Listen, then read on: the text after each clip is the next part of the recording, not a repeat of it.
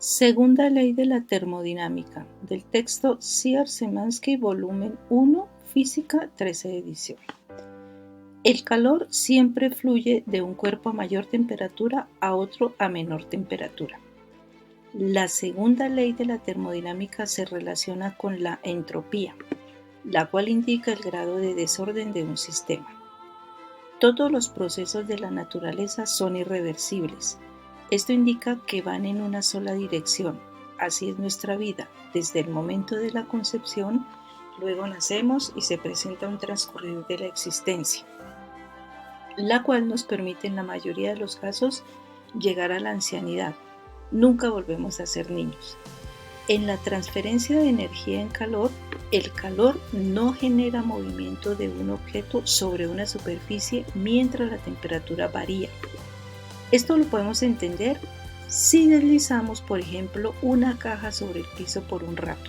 Vamos a notar que la energía se transforma en calor entre las superficies en contacto debido a la fricción, pero no hemos observado que al dejar la caja quieta, ésta se devuelva de manera espontánea mientras la superficie se enfría. Este proceso, el que acabamos de mencionar, se dice que es irreversible, ya que la energía se transforma en calor, pero el proceso inverso no se presenta. De otro lado, en los procesos se plantean relaciones entre la dirección de este y su grado de desorden o aleatoriedad del estado resultante del sistema. Por ejemplo, si lanzamos fichas al aire y repetimos de nuevo el proceso, siempre van a caer en diferentes posiciones. Un proceso idealizado es reversible. Este tipo de proceso se dice que está en equilibrio porque es muy lento y en estos procesos se busca un gradiente de temperatura y diferencia de presión muy pequeños.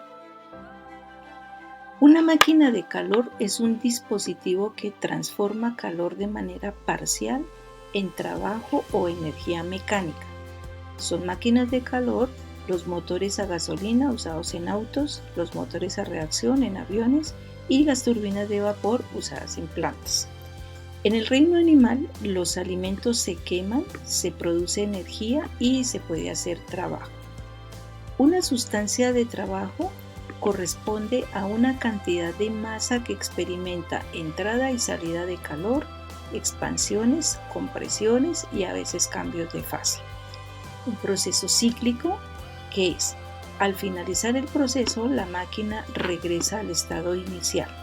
En un proceso cíclico se cumple que la variación de energía interna es igual a cero, coincide el estado final con el inicial, y de acuerdo a la primera ley de la termodinámica, ya que delta de U es cero, se va a cumplir que el calor total, o sea, el calor que le llega a la máquina menos el calor que sale de ella, va a ser igual al trabajo neto. Ahora miremos qué es el esquema de una máquina de calor. Acá está la ilustración. La máquina de calor es esta parte que aparece aquí como punteadita y está conformada por dos depósitos. Un depósito a temperatura TC y otro depósito a temperatura TF, temperaturas uniformes. Se cumple que TC es mayor que TF y se habla, los autores, algunos hablan de depósito caliente y depósito frío. En la máquina térmica se extrae calor del depósito a temperatura alta, TC, se realiza trabajo sobre el medio externo y se cede calor al depósito a baja temperatura, TF. Se plantea una relación entre trabajo neto y calor. Ese trabajo neto se dice que es igual a QC menos QF. Esto indica que el trabajo realmente está relacionado directamente con esos calores. Se define la eficiencia como el trabajo neto sobre QC, es decir, como QC menos QF sobre QC. Haciendo como un denominador, la eficiencia simplemente va a ser 1 menos QF sobre QC. Lo ideal sería que el calor cedido por la máquina QF sea igual a 0. Sin embargo, esto no se puede lograr en la realidad. A partir de la máquina térmica se ha diseñado o se expresa la segunda ley de la termodinámica.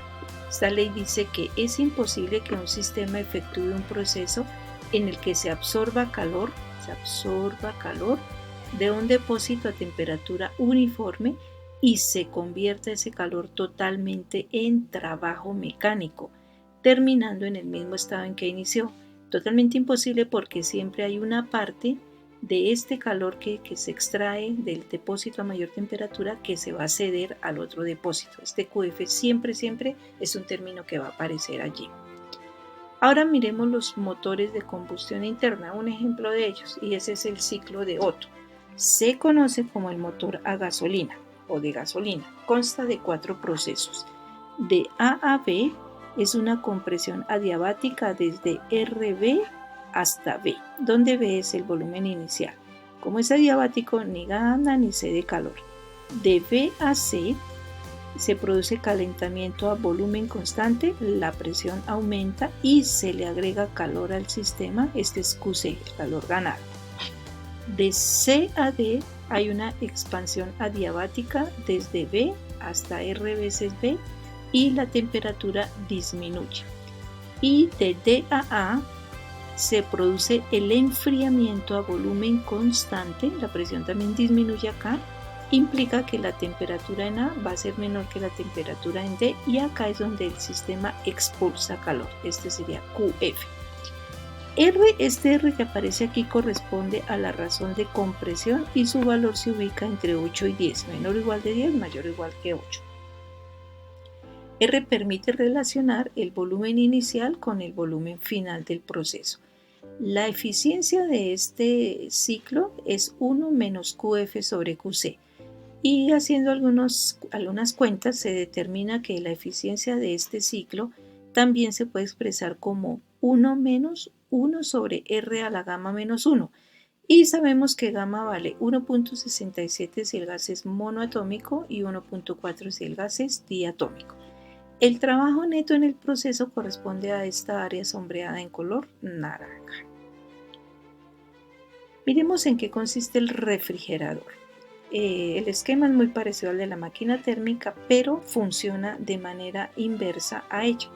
Entonces, ¿en qué consiste? Es una máquina de calor a la inversa, toma calor del depósito a menor temperatura, TF, y lo cede al depósito a mayor temperatura, TC. En este caso se realiza trabajo sobre el refrigerador y se habla del coeficiente de rendimiento. Ese coeficiente es igual a QF sobre W, igual al QF, este calor, sobre QC menos QF. El refrigerador toma calor de un lugar a menor temperatura, el interior del refrigerador, y lo cede a un lugar a mayor temperatura, el aire del sitio en donde está el refrigerador. Y el refrigerador requiere necesariamente de la entrada de trabajo mecánico para que pueda funcionar. De acuerdo a este esquema, se plantea la segunda ley de la termodinámica para el refrigerador como: es imposible que un proceso tenga como único resultado la transferencia de calor de un cuerpo de menor temperatura a un cuerpo de mayor temperatura sin nada adicional. No, eso no funciona. Siempre tiene que haber un trabajo mecánico sobre la máquina. Ahora miremos el ciclo de Carnot. De acuerdo a la segunda ley de la termodinámica, no se puede tener una eficiencia del 100%. Carnot, este científico, diseñó una máquina térmica ideal, teórica, la cual presenta la mayor eficiencia posible. Consta de 4 procesos: 2 isotermas de A, B, C, A, D y 2 adiabáticas BC y DA. Miremos en qué consiste.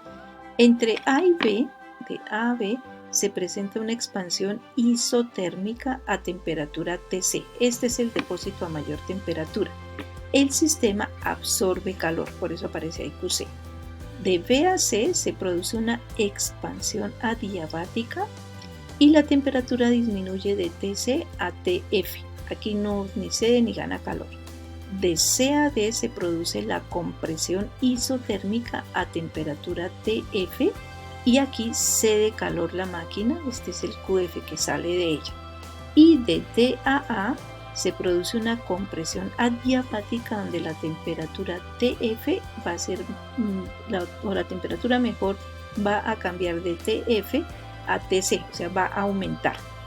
En este caso la eficiencia es como en todas, ¿no? 1 menos QF sobre QC. Pero haciendo las cuentas correspondientes se puede demostrar que la eficiencia de una máquina o un ciclo de Carnot es igual a 1 menos TF sobre TC, donde estas temperaturas no olvidemos que se deben medir en Kelvin. El trabajo W de este ciclo corresponde a esta área sombreada en color naranja, la que aparece aquí en la ilustración. Muchas gracias.